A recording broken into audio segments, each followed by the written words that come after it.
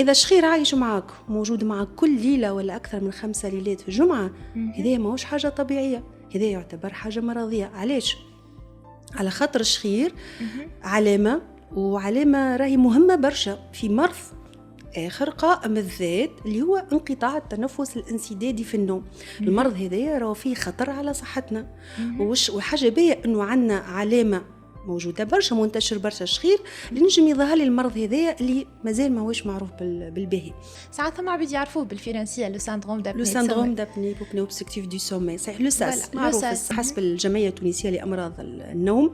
فما تقدير انه 10 ل 15% من التوانسة عندهم انقطاع التنفس الانسدادي في النوم، واغلبيتهم يجهلوا بالمرض هذايا. شخير ما لازمناش نتعاملوا معاه ببساطة، يفو با لو باناليزي. شخير ينجم يكون حالة مرضية ويخلينا نكتشفوا مرض اللي نجم يكون راهو خطر على صحتنا.